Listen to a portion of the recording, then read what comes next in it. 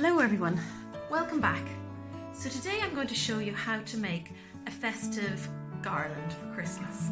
So for this project I'm using up lots of offcuts that I have and some that I picked up with festive Christmas patterns on them, and this is a great way to use up odds and ends and come up with a really nice new vibrant project. So here are some of the fabrics that I picked up.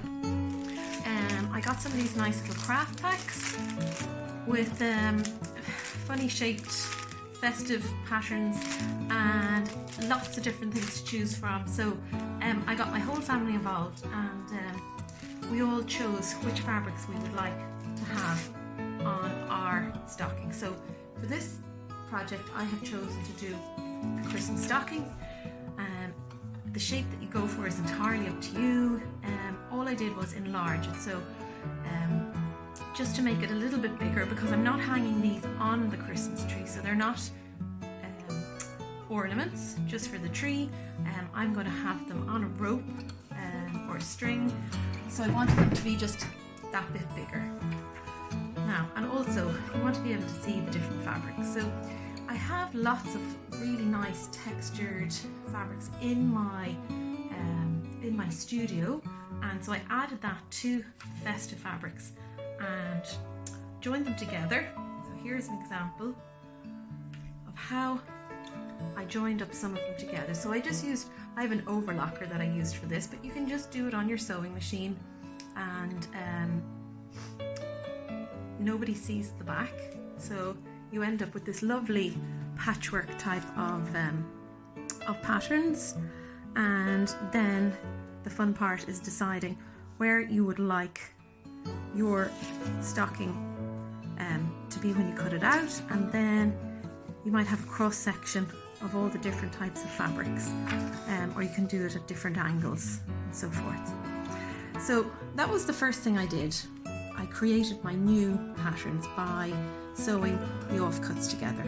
Okay, so you always sew everything on the back, and then you end up with this nice clean finish on the front, and you can't see any of the sewing.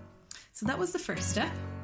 So then the next step was to cut out some of my stockings. Okay, so I have gone for lots of the red and gold fabrics, and I thought that they would go nicely together. So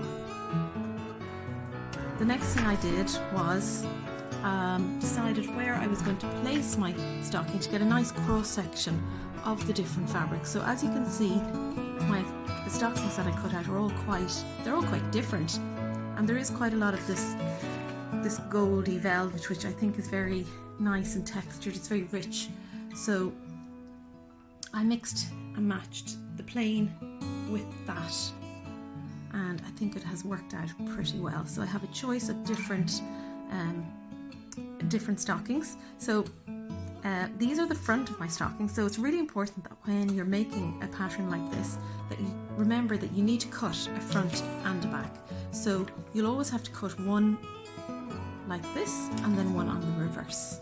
Well, otherwise you'll end up with all the stockings just facing the same direction, which is not really what we want. So this is one that is done in reverse, so I could pair those two up, and I have a front with a nice pattern, and then the back is plain. Okay, so that's just to give you an example of how to get started. Okay, so I went ahead and I pre-cut some of these, and the next thing I did after that, because I've sewn different fabrics together and I don't want to have lots of frayed edges, I fused the back. Okay, so at this point, once you've cut out your front piece, you'll get your fabric that you want to fuse on the back. So for these types of projects, this is my go-to fabric. This is called Bondo Web, and after I've cut out my template, I will just lay down my template that I've cut out onto the Bondo web and simply cut around it. Now, I know lots of people have different ways and different techniques for doing this. I think it's nearly easier to do it this way, because then you're working with smaller pieces. So when you go to fuse this on the ironing board, you're not dealing with huge pieces of fabric, because you have to cover everything. I use parchment, and I find that it's good. It makes sure that the Bondo web doesn't stick to your iron or the ironing board. Okay, so simply just cut around my template like so, and then I'm going to simply fuse that to the back of my fabric. Now you can use another fabric which is called Vilene, which it just sticks on one side, and you'd end up with this kind of finish on the back. Okay, and that it would just fuse once. So that's another alternative that you can use if you want to use that kind of backing as a bit of a stiffener as well. Okay, so in this case I've gone for the Bondo web, and I've actually already fused this one, but I just wanted to show you how to cut it out. Okay, so that's the cut out stocking. So I've already gone ahead and fused this. So you can see how all my edges have all been, they've all been fused together. So that's a very clean looking piece of fabric to work with now.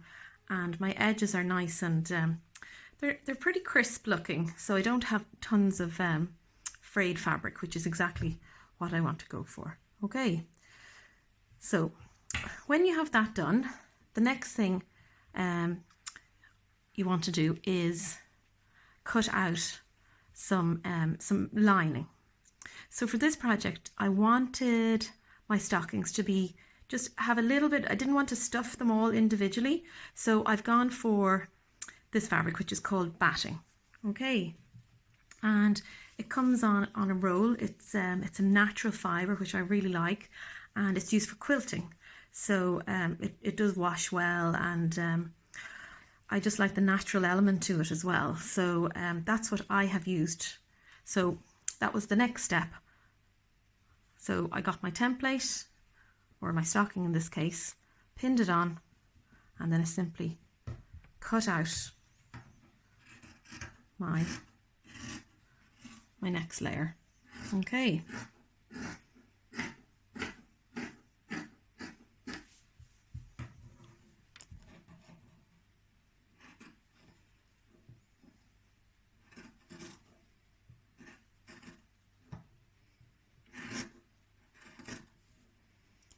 The other reason I like this is that when we're sewing the layers together, that it's not too bulky. Okay, so that's how then that'll look. That's going to be the inside layer. Okay, and then lastly, you need to make sure that you have your back layer. So I have just a few cut out in the plain fabric that will work for the back. So then we have our 1, 2,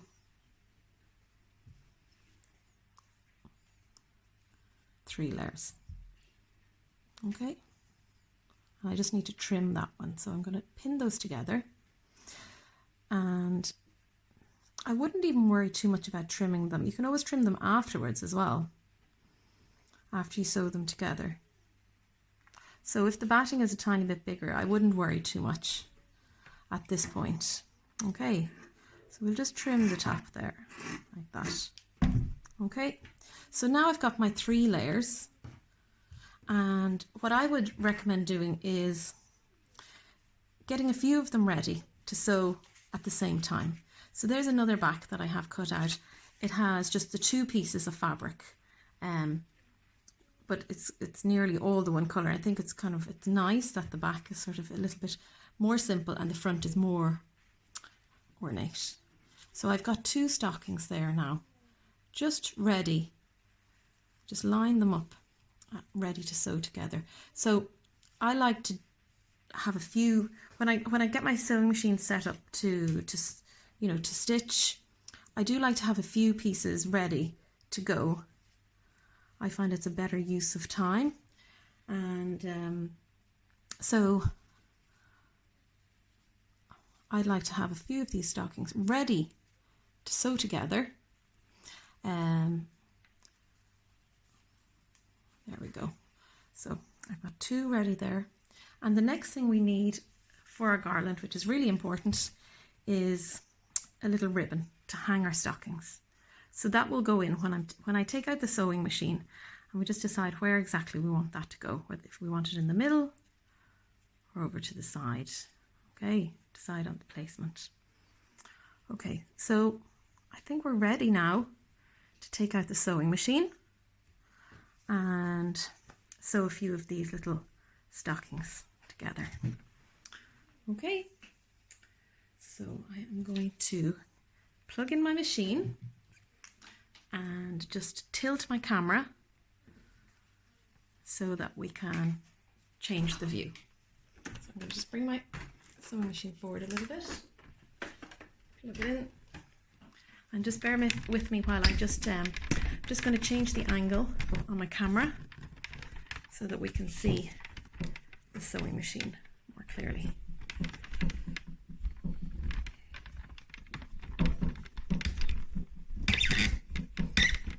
Okay.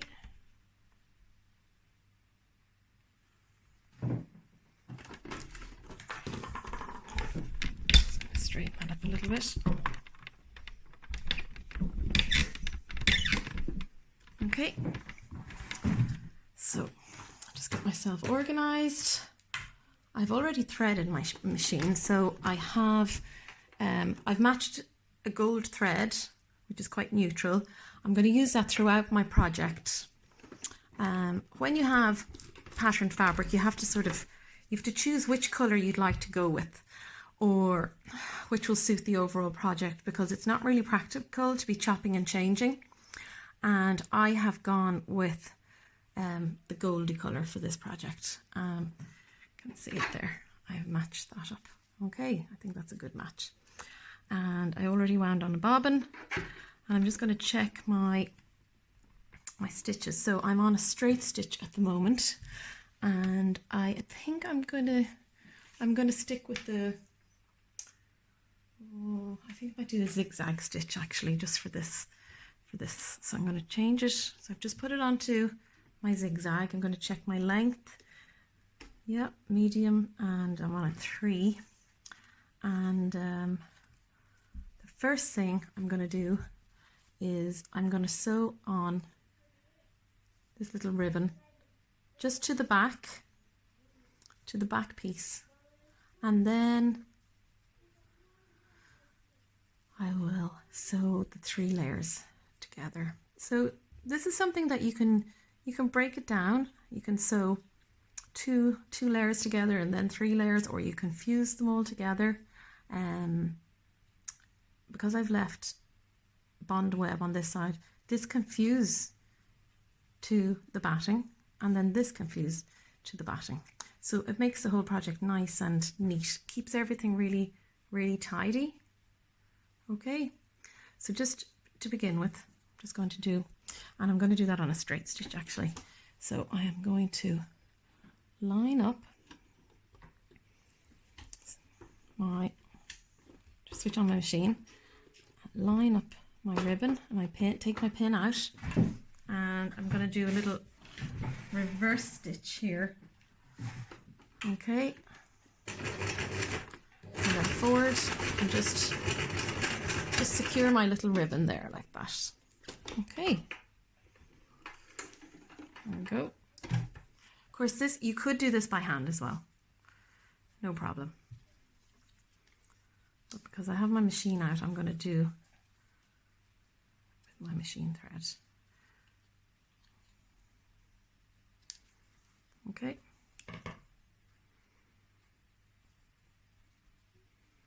So I'll switch back to my zigzag, and I'm going to start by doing, I'm going to do the sides first, and then I'll do the top and bottom, and then I'll trim off any excess that I don't need when I finish putting it together. Okay, so it's good to have a few pins in it. I'm going to line it